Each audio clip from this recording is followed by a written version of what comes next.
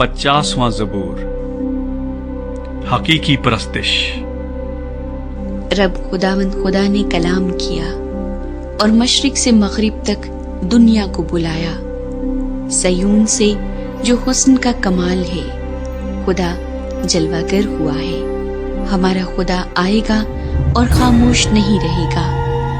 आग उसके आगे आगे भस्म करती जाएगी और उसकी चारों तरफ बड़ी आंधी चलेगी। अपनी उम्मत की अदालत करने के लिए वो आसमान और जमीन को तलब करेगा कि मेरे मुक़द्दसों को मेरे हजूर जमा करो, जिन्होंने कुर्बानी के जरिए से मेरे साथ अहद बांधा है। और आसमान उसकी सदाकत बयान करेंगे, क्योंकि खुदा आप ही इंसाफ करने वाला है। ऐ मेरी उम्मत सुन, मैं कलाम करूंगा, और ऐ इस्राएल मैं तुझ पर गवाही दूंगा।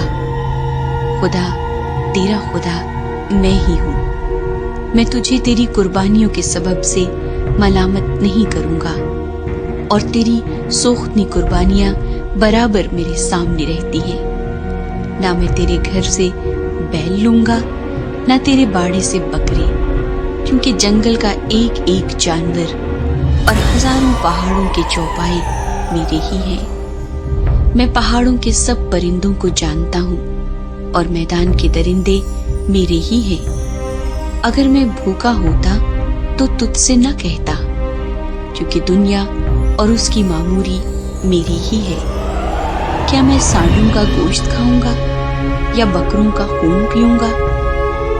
खुदा के लिए शुक्रगुजारी की कुर्बानी गुजरान, और हक ताला के लिए अपनी मन्नतें पूरी कर, और मुसीबत के दिन मुझसे फरियाद कर। मैं तुझे छुड़ाऊंगा और तू मेरी तमजीद करेगा।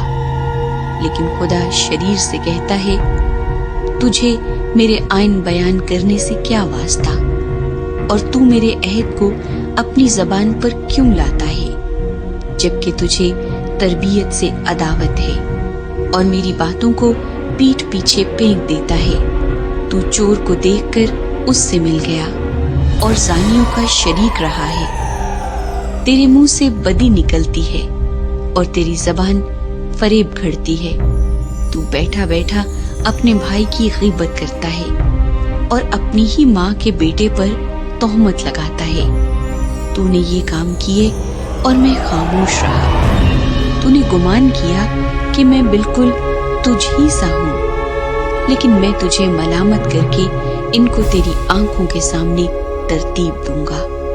अब ऐ खुदा कबूलने वालों, इसे सोच लो, ऐसा ना हो कि मैं तुमको फाड़ डालूं और कोई छुड़ाने वाला ना हो।